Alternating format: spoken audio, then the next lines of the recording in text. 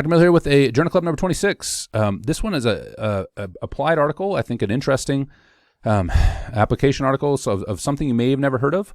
I've used this technique, and it's part of weightlifting, but I've used this technique in the way it's outlined in this article about 10 years ago or so was the first time I heard of it, maybe a little bit before that.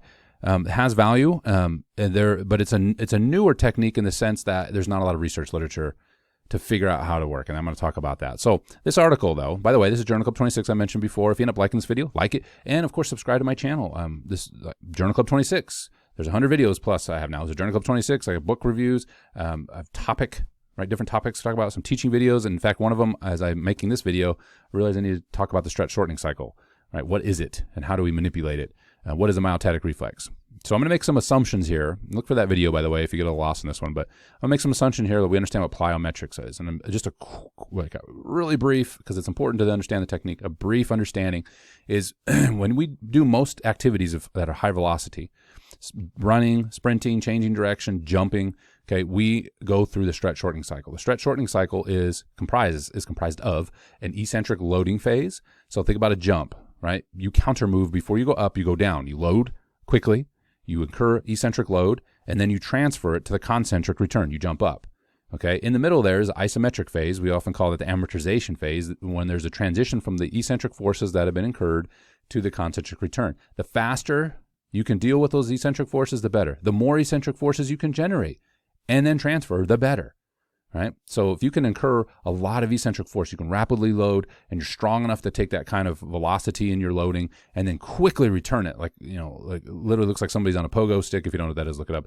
But just a rapid, think of this, like people you've seen, like a triple jumper, maybe in the Olympic Games or like at a high level, and watch them do a triple jump, and they're just like skimming, like a rock is skimming across the water, right? They are doing some serious stretch shortening cycle work there. They are loading eccentrically, rapidly on one leg, and when they get into the triple jump, and then quickly returning that into the concentric, right, and then loading the other leg, right. So if I did that, right, I land, I kind of do my little toe punch little thing, I kind of wing it out there, and then I land, and I have to absorb all my eccentric force because I'm not very strong, right, and it takes me forever. And I have these big knee angles, right? I have a lot of knee flexion and hip flexion. And then I finally concentrically push off. It takes me like 3 hours to like go from one leg to the other. Where this triple jumper who's experienced has some mom and dad that gave him he or she some really tight connective tissue, right? I won't go down the anatomy of connective tissue right now, but just think really stiff connective tissue, tight connective tissue. Stiff is a better word. That's actually a term I'll define maybe in another video. But they're strong, right? They've been practicing this, okay? They've been practicing being stiffer, right? The nature of a triple jump makes you stiffer, okay? All these things then contribute to greater output, right? So this athlete's going to be faster. If somebody can execute the stretch shortening cycle better than somebody else, think about somebody changing direction. Somebody runs into a cut, and there's a defender in front of them. They both run at the same speed. Now, one person may be able to handle running in full speed into that change of direction. You see this in some of the great change of direction artists. It's not so much they accelerate well as they can deal with high deceleration forces and not collapse. So, like we see somebody that gets crossed over in basketball or something like that. So somebody crosses over, so they quickly shift their body weight one way, generating a lot of eccentric force on one leg. They're strong enough and stiff enough, though, to handle that and quickly redivert it back to the other direction in a concentric return. Or the other person tries to, and again, taking the reaction part out of this, does the same kind of loading on that leg, either collapses because they can't deal with that kind of force, or it takes them, just like my triple jump example, so long to transfer that eccentric force back to the concentric return. By the time they do, the person that crossed them over has already dunked the ball on them. Okay, so I'm trying to frame, like, what is this plyo idea? What is plyometrics? Plyometrics is a way of training the stretch shortening cycle. And this article is about Plyo-Accentuated, okay, eccentric loading. So in other words, what if we load the eccentric side more? I just said if you can load and deal with the eccentric forces in a stretch shortening cycle, you get a better concentric return. Now, that assumes you can deal with it and you can transfer those eccentric forces. So, and this, thinking about a depth jump is a classic example outlining this as well. If you're not familiar with a depth jump, you step off some sort of surface, right? Don't jump off of it. I mean, you could, but don't.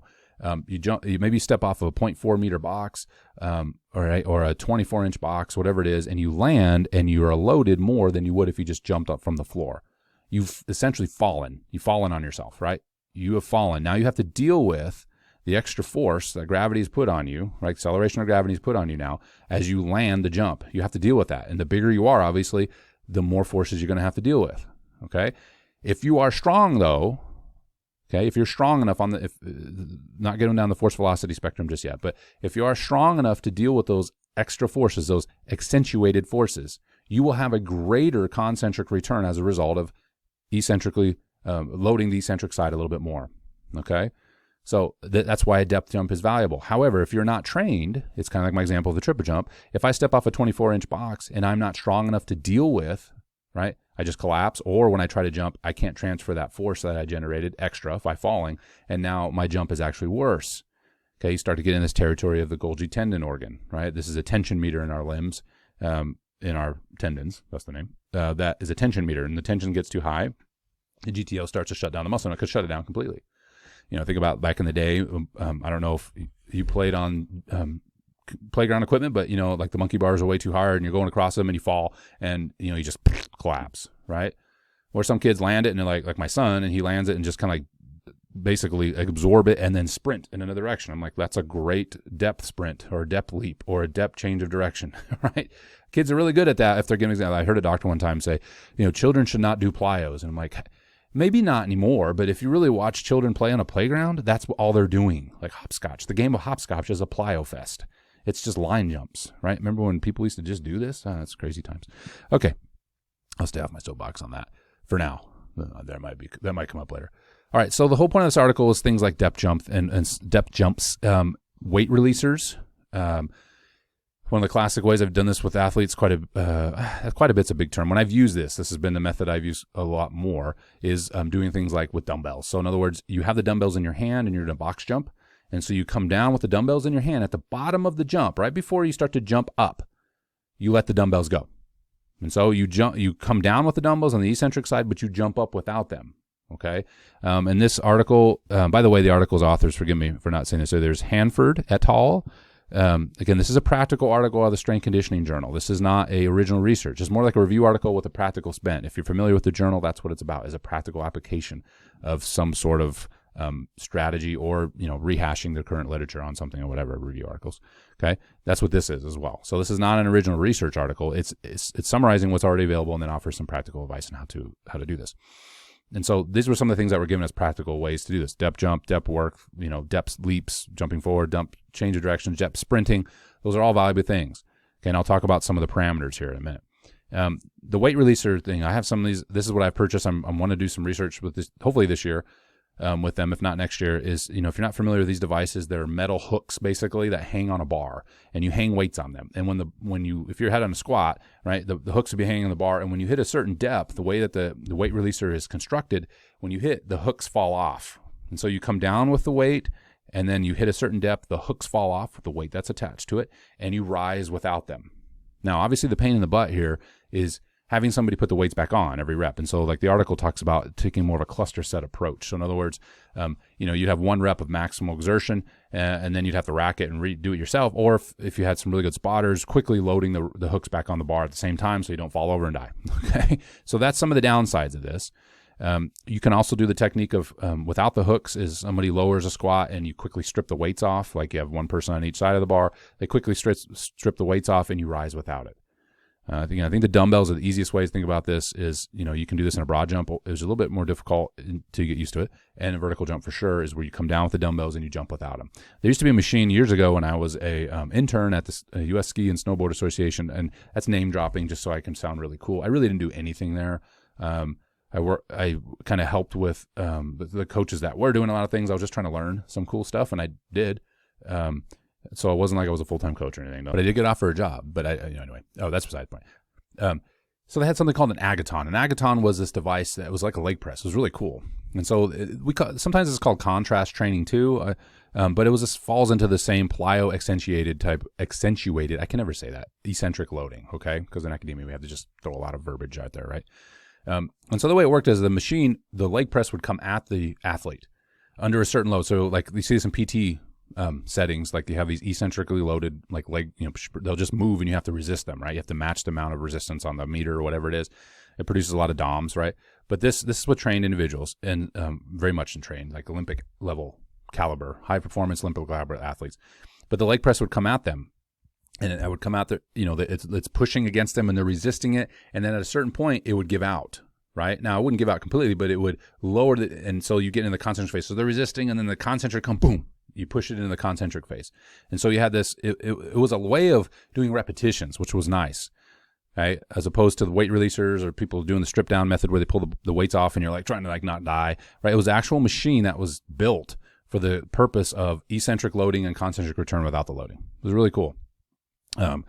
Obviously required a little bit of technology, and it was expensive and very loud, and it just looked really cool too. I mean, why not do that, right? If you have a gym, just buy one, because people are like, wow, what is that? And they'll never use it, but that's fine. It's just like a belt squat right now, right? Nobody, oh, what is that? Oh, I'm never going to use that. And they should. Anyway, so I hope you kind of get the idea of what this plyo-accentuated eccentric loading is. You're accentuating the eccentric by adding more force to it. Now, the research that's cited here, and there isn't much, and this is why I said it's a new technique in that way, is it's kind of like a new supplement, is we don't have a lot of dose-response relationships. We're trying to figure out who it's effective for. It makes more sense that, just like with a lot of techniques that are in this kind of advanced range, that it is for advanced athletes, people who are trained. And the studies that are cited here, the studies that have any sort of positive effect compared to not loading, right? So there's a scale of, let me back up. So the dosage that is roughly prescribed now, okay, is roughly 20% of low of 1 RM on the eccentric side. So whatever we're talking about here, right? So a lighter load, I'd say whatever we're talking about here, like let's say like your dumbbell max, hypothetically, right? How much dumbbell squat max, right? How much could you load? So you could take your barbell squat and do your dumbbells, this is how much dumbbell load you should have. So if you're 100-pound squat, you're going to hold 20 pounds worth of dumbbells, right? From 100-pound 1 RM, okay? So that's the idea. And the studies have used up to 30%, okay? And then the concentric load, though, is that unloaded? So in other words, do you just jump with your body weight, which is what I would recommend, or do you jump with a load, or do you move with a load like you might have a weight releaser? And again, I say recommend, but it depends on where our outcome is, okay? Let me try to categorize this so not wander all over the place. So you have to figure out how much loading you're going to put on the eccentric side, how much, if any, load you're going to put on the concentric side, and then what is your outcome? Is your outcome power? Is your outcome to jump as high as possible? And the latter, jumping as high as possible, running as fast as possible, moving as fast as possible, should be and this is my opinion only, should be the main usage of this type of activity. It's a plyo activity, okay? We know from like the work of Cormier, right, and that the optimal, doesn't mean that's all you do, but the optimal load for when you jump is your body weight, right? So adding any percentage of that lowers the amount you jump with, right? I mean, that's no-brainer, okay? In terms of power output as well, Your body's the best load, okay?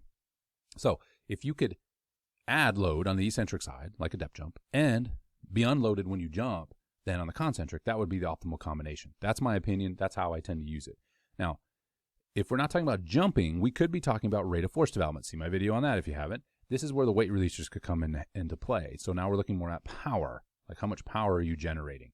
Okay, that's a combination, power equals force times velocity. So think of a load as a surrogate for force here in a very simplistic way. So the higher the load, the higher the velocity, the more power. So if you come down with 400 pounds on your back with the weight releasers of 100 pounds of that, it'd actually be a little bit higher than that. But let's just say for now. So you have 400 pounds coming down, and 20% is going to fall off, be like 80%. But anyway, and you come up with 20% less than when you went down with. That means that you should have a higher velocity at that 300 pound, or 20 times 80 at 320. That's 80%. Than if you just have the load at 400 static the whole time. So in other words, by losing some load, okay, from that on the eccentric to concentric transition, you should be able to move the bar faster. And that goes without saying because the bar is lighter, okay? But that enhanced eccentric load should also help. Now, you also have 320 in the bar still coming on the way up, okay? And so that's a use of power, but you have to understand what the difference is between doing that and something like jump training, which might translate more to actual field court sport application, okay? Where this method with the barbell, yes, it can translate to field court sport application, but not as much as an actual jump is. And a lot of that is my own hypothesis, so take it as such. I'm not saying that weight releasers, because I'm interested in them, are not valuable, because I think they are. I think they're just extremely clunky to use, and sometimes you come down and one of them doesn't fall off and the other one does. That can be dangerous. So this is for advanced people, okay? But making sure the weight release or load, I think, should be substantially higher, okay, than the bar load when we're looking at total weight, right? There needs to be a contrast there. That's what I'm getting at. All right. Now, obviously, the substantial is not I don't know that exact number. I mean, these studies for the jumping use 20, 30% on the eccentric side, and then unloaded, or 30%, 20% on the concentric side if they're doing something with weight releasers. Okay. And so, I think there's a lot to be determined is what I'm getting at. There's a lot to be determined.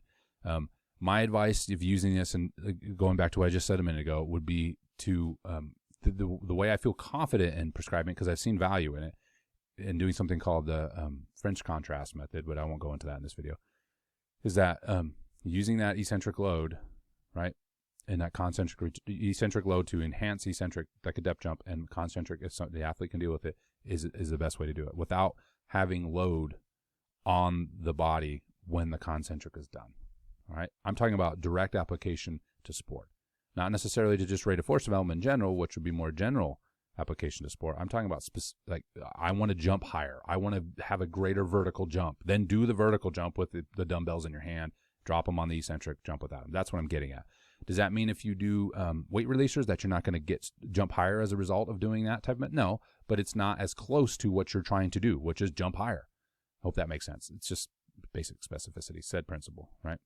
So there's a lot of questions how to do this better, and this is why I want to do research on it, because we don't know the dose. Again, just like a supplement, how much quercetin do you take before you get the effect, right? How much creatine do you need, right, before you get an effect?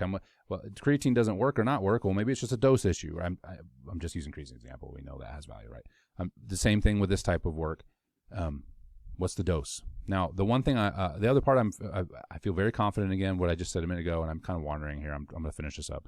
This is for advanced athletes who already have a strength base. This is for strong people. Like, you can't just bench or squat your body weight. Like, you need to be able to squat 1.5 times your body weight in general, right? If you're a female, 1.25 at least. Like, because the deal is as you get to these advanced methods, you have to weigh opportunity costs versus gimmick.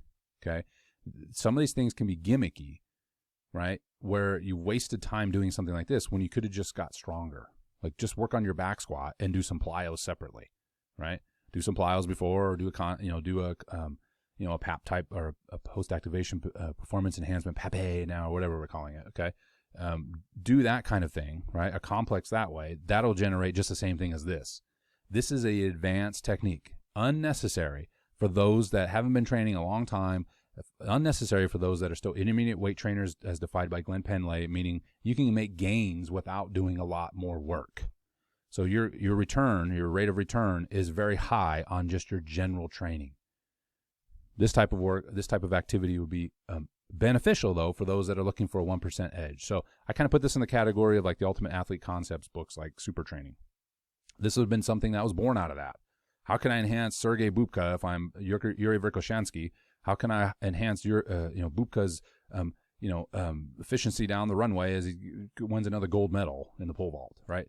That's what we're talking about. We're not talking about little Sally or Johnny that is the junior high pole vaulter, or little Sally, little Johnny that is even a freshman in college, or not an elite level even as a senior in college. Okay, they're still gaining back squat strength throughout their, they're still an intermediate lifter. They're still intermediate. You're seeing positive gains in their jump performance, and you're seeing positive gains in their speed, and you're seeing, like, they haven't leveled off on any of those things with just traditional setups, even maybe moving a little bit more towards advanced, like with compound type of stuff. So unnecessary, gimmicky otherwise, in my opinion. Don't do this if you're just starting out. So this is where it falls. And this is where you have to look at some of these things. Again, they're tools. I've said that many times. All these techniques are neither good nor bad within reason. They are tools, and you have to know who they're more applicable to. So if you're a strength coach out there, you're an advanced athlete, this could be something to evaluate as a tool. If you're a beginner, you're like, dude, I just wasted 19 freaking minutes listening to this ramble. That's fair. I'll stop. See y'all in the next video.